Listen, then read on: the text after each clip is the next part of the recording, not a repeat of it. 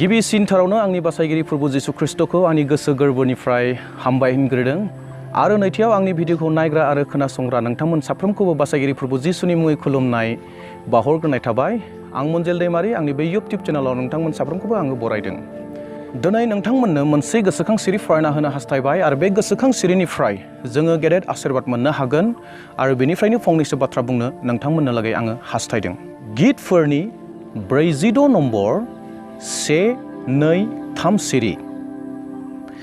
इसोरा जोंनि आश्रय आरो जर, बियो निदानाव थाबनो सहाय होयो। बेनिखायनो फिरथिमिया उल्थाय जाब्ला आरो हाजोफ्रा सागोराव गारसन जाब्लाबो आरो सागोरा सोगोमनानै गुरलाब गुरलाब जाखांब्लाबो आरो हाजोफ्रा सोमाव जानानै थोर थोर मावब्लाबो जोङो गिनाय नङा। इसोरा आशीर्बाद खालामथों बे बाइबेल सिरिनि गेजेरजों। गितफोर 46 नम्बर 1, 2, 3 सिरि। जि समयसा जाब्लाबो जोङो गिनाय नङा। बेबादिनो नबुखदनेस्वरनि समावहाय बाबिल रायजोआव नबुखदनेस्वर राजाया रायजो दैदेननाय समाव जानाय मोनसे जाथाय नोंथांमोननो दिन्थिना होनो हास्थायदों। नबुखदनेस्वर राजाया बाबिल हादराव गासैबोनि लागै मोनसे गोदान आयेन बानायबाय। बे आयेनानो जाहैबाय मोदाय खुलुमनायनि आयेन। राजाया सनानि मोनसे मुसुखा बनायबाय आरो बे मुसुखाखौनो बाबिल हादरनि मानसिफोरा बयबो खुलुमनांगौ होननानै नबुखदनेस्वर राजाया बयनोबो आराव खालामना होबाय आरो आराव खालामनायलाय बयबो खुलुमनो थाखाय थामथिम जाबाय। आरो बेजों लोगोसेनो राजाया मोनसे आदेश होबावबाय जे मोनसे देंखो खोनागोन, मोनसे देंखो सुना होनाय जागोन आरो बे देंखोखौ खोनामारनो जायफ्रा जेराव दङ बेयावनो बे मुसुखानि फारसे, बे सनानि मुसुखानि फारसे मोखां जानानै बे सनानि मुसुखाखौ खुलुमनांगौ होननानै आदेश होनायसै। आरो बे समावनो राजाया जुदायारि सेंग्राफोरखौ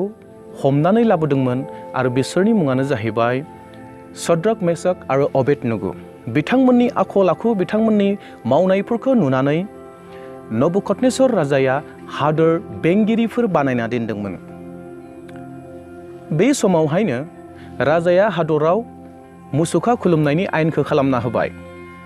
दा बे मुसुखा खुलुमना होनाय, जिथु मुसुखा खुलुमनायनि आयेन बानायनाय, बेखौ खोनामारनो रायजो राजाफ्रा बयबो बे देंखो खोनाब्लानो बे राजा बानायनाय मुसुखा, सनानि महर एबा मोदाय, बेखौ बयबो खुलुमबाय। नाथाय सद्रक, मेसक, अबेदनगोआ बे बाथ्राखौ मानिनो हायाखिसै आरो सद्रक, मेसक, अबेदनगो मोना बे राजा बानायनाय मोदायखौ खुलुमाखिसै। बे खुलुमैनि जाहोनाव राजानो माखासे मानसिफोरा खोन्थाफैबाय जे राजा, नोंथाङा होनाय जि आयेन, बे आयेनखौ सद्रक, मेसक, अबेदनगो मोना मानियाखै। दा बे मानियैखाय जोङो नोंथांनो खोन्थाफैदों, नोंथाङा मा खालामो नोंथांनि गोसोसै। बे समावहायनो राजाया बे बाथ्राखौ खोनामारनो गोबां रागा जोंबाय। सद्रक, मेसक, अबेदनगोनि सायाव रागा जोंबाय आरो सान्थ्रिफोरखौ बुंबाय, थां सद्रक, मेसक, अबेदनगोखौ लानानै फैदो, आंनि खाथियाव लानानै फै। आरो सान्थ्रिफोरा थारैनो सद्रक, मेसक, अबेदनगोखौ लानानै फैबाय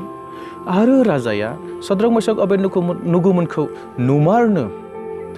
मोनसे सोंलु सोंबाय आरो बे सोंलुआनो जाहैबाय, अ सेंग्राफोर, नोंसोरो थारैनो आं बानायनाय मुसुखा बे मोदायखौ नोंसोर खुलुममाराखै ने?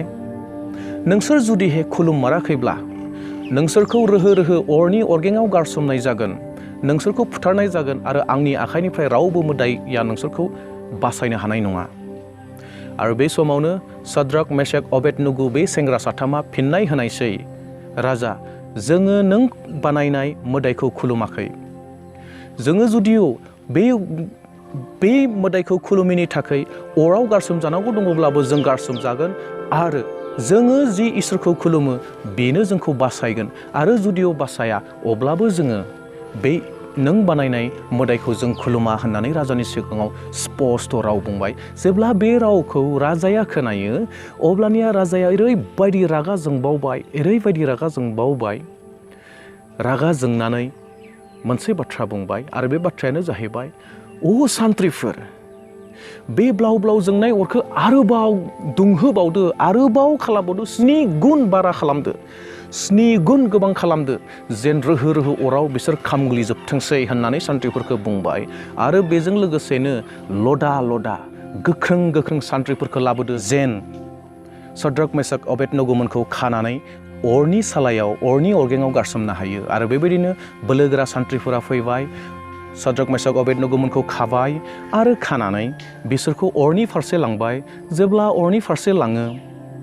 अरनि सालाया बे लांग्रा सान्थ्रिफोरखौसो मा खालामखौ खामग्लिबाय आरो बेजों लोगोसेनो सद्रक मेसक अबेदनगोमोनाबो अरनि सिङाव थांबाय जेब्ला अरनि सिङाव थाङो राजा नबुकदनेस्वर आरो बेजों लोगोसे राजमहलाव थानाय मानसिफ्रा बे अरनि फारसे नायहरदों सद्रक मेसक अबेदनगोमोना माब्रैहाय खामग्लिगोन बेखौनो नायगासिनो दङ जेब्ला नायबाय थायो अब्लानिया मोनसे सोमोनांथावसो नुबाय सद्रक मेसक अबेदनगोमोना अरनि सायाव थाबायबायसो थादों बे अरखिनि सायाव थाबायगासिनो दङ आरो बेजों लोगोसे सासे नुबावबाय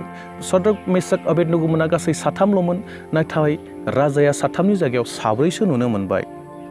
अब्ला सोमोनांबाय राजाया सिखांबाय आरो मोजां नायबावबाय जेन बेयाव साब्रैसो थाबायबाय थादों आरो गावनि सान्थ्रिफोरनियाव सोंनो हमबाय जों साथामखौ अराव गारसोमाखैमोन जानो बोरैहाय साब्रै जाखो राजाया गोबां सोमोनांबाय आरो सोमोनांनानै बुंबावबाय बे सासेखौ आङो इसोरखौ बायदि नुदों आरो बियो थानो हायाखसै नबुकदनेस्वर राजाया थानो हायाखसै अरनि खाथियाव थांबाय आरो अरनि खाथियाव थांनानै सद्रक मेसक अबेदनगोमोनखौ राव होबाय ओ सद्रक मेसक अबेदनगो ओंखारबोदो बाहेराव आरो जेब्ला राजानि रावखौ खोनायो अब्लानिया सद्रक मेसक अबेदनगो बे साथाम सेंग्राया अरनिफ्राय ओंखारबोबाय आरो जेब्ला अरनिफ्राय ओंखारबोयो सान्थ्रिफोरा राजाया राजमहलाव थानाय दैदेनगिरिफोरा गेदेर गोलावफोरा बे सेंग्राफोरनि खाथियाव थांबाय मोदोमफोरखौ हमदों खानायफोरखौ नायदों मोदोमफोराव मोनामसुदों खामनायनि मोनामनाय दंना गैया होननानै नाथाय बिसोरो खामनायनि जेबो मोनामनाय मोननो हायाखसै खोमोन मोनसे खामनाय नुनो मोनाखसै आरो बेयाव सोमोनांबाय आरो राजाया बेयाव बुंनो गोनां जाबाय सद्रक मेसक अबेदनगोमोननि इसोर बायदि रावबो गैलिया आरो बेबादिनो बे बाबिल हादराव सद्रक मेसक अबेदनगोमोननि इसोरखौ सोरबा जुदि ठाट्टा होयोब्ला निन्दियोब्ला बेखौ थुख्रा थुख्रा दानस'नाय जागोन होननानै राजाया बुंबावनो गोनां जाबाय आरो बाबिल हादराव बे सद्रक मेसक अबेदनगोमोननि थार इसोरखौ खुलुमबाय बे जाथायखौ जोङो दानियेलनि 3:9 जेब्ला फरायगोन जोङो नुनो मोनगोन दा जों बे जारिमिनाव जों बेखौ मिथिनो हायो गितफोरनि 46:1-2-3 सिरिया जिखौ बुंदोंमोन गिनांगौ गैया होननानै थिग बेबायदिनो सद्रक मेसक अबेदनगोआ इसोरनि सायाव अननाय थानायखाय इसोरनि सायाव फोथायनाय थानायखाय बिसोरनियाव थैनोबो गिनाय गैयामोन आंनि भिडिअखौ नायग्रा बिसाहि नोंथांमोन इसोरा नोंथांजों लोगोसे दङ इसोरा आंजों लोगोसे दङ इसोरा नोंथांजों आंजों थायोब्ला जोंहा मानो गिनांगौ जोंनियाव जेंना फैगोन खैफोद फैनो हागौ अनेक आंखालफोर सफैनो हागौ नाथाय बे अनेक आंखाल जेंना खैफोद सफैब्लाबो इसोरा जेब्ला जोंजों थायो जोंहा जेनिबो गिनांगौ गैया बे बाथ्राखौ जों फोथायनांगौ मानोना इसोरा जोंनि जाथेग्रा जायो इसोरा जोंनि खैफोदखौ गावनियाव लायो आरो बियो जोंखौ देरहाहोयो आरो मोनसे गेदेर सोमोनांथाव बे जारिमिननिफ्राय जों सोलोंनो गोनाङा बे जे जोङो इसोरखौ गुबुननो लागै दिन्थिनांगौ नबुकदनेस्वर राजाया इसोर बै थार इसोरनि बाथ्राखौ मिथियामोन नाथाय दानियेलनि साथाम लोगो सद्रक मेसक अबेदनगोनि गेजेरजों नबुकदनेस्वर राजाया थार इसोरखौ सिनाय मोन्दोंमोन आरो गोदै हादरावनो बे थार इसोरखौ खुलुमदोंमोन नोंथांनि गेजेरजोंबो आंनि गेजेरजोंबो बुहुमाव थानाय गोबाङा थार इसोरखौ मोननो हागोन दा बेयावहाय बे थार इसोरखौ दिन्थिनो थाखाय जोङो लाजिनो नाङा गिनो नाङा मानोना थार